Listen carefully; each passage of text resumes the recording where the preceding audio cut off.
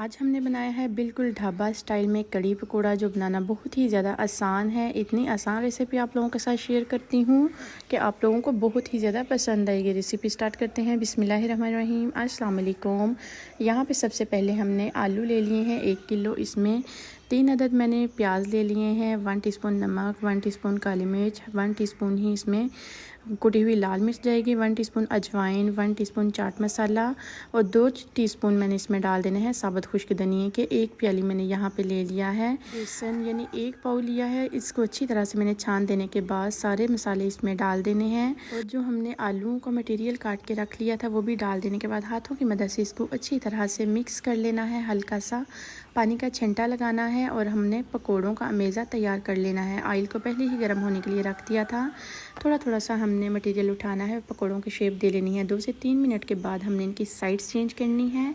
ये इतने crispy crunchy पकोड़े बनकर तैयार हो जाते हैं कि आप लोग एक दफ़ा खाओगे, बनाओगे तो इंशाल्लाह आप लोग बहुत ही ज़्यादा इंजॉय करोगे इस रेसिपी को। अब हमने लस्सी ले ली है। यहाँ मैंने दही की लस्सी बनाई है। 1 किलो मैंने लस्सी ली है। आधा किलो दही था जिसको मैंने अच्छी तरह से फेंट देने के बाद इसमें 4 टेबलस्पून बेसन के डाल दिए हैं। बेसन को अच्छी तरह से मैंने छान देने के बाद अब अच्छी तरह से मिक्स कर लेना है। उसी ऑयल में मैंने 2 अदद मीडियम साइज़ के प्याज से जिनको रफली काट लिया था, इनको गोल्डन ब्राउन कर लेना है। ये आज मैं खड़े मसालों के साथ कड़ी पकौड़ा बना रही हूँ, जो बनाना बहुत ही ज़्यादा आसान है। जिस किसी ने ना भी बनाए होगे, फर्स्ट टाइम भी बनाएगा, ये रेसिपी बिल्कुल परफेक्ट बनकर तैयार हो जाएगी। 2 अदद टमाटर हैं, 3 से 4 अदद सब्ज़ मिर्ची हैं, वो भी डाल दी हैं। 1 टीस्पून नमक, 1 टीस्पून कसूरी मेथी, गोल मिर्च, हाफ़ टी स्पून है अजवाइन का, हाफ़ टी स्पून ही इसमें कुटी हुई लाल मिर्च का, 1 टीस्पून हल्दी, 2 अदद तेज़पात हैं।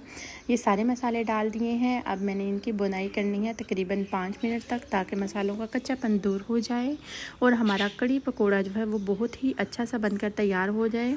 हल्का सा मैंने पानी का छंटा लगाने के बाद मसालों को अच्छी तरह से बुनाई की है अल्हम्दुलिल्लाह। अब हमने जो बेसन का घोल तैयार कर लिया था वो डाल देना है। माशाल्लाह से लुक देखें अभी से कितनी प्यारी सी कड़ी की नज़र आ रही है।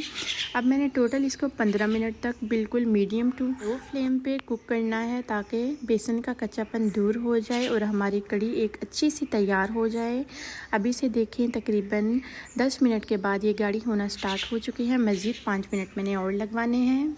रेसिपी अगर इस पॉइंट पे ज़रा सी भी अच्छी लग रही हो तो लाइक ज़रूर कर दें और नूर्स किचन को सब्सक्राइब ज़रूर कर दें।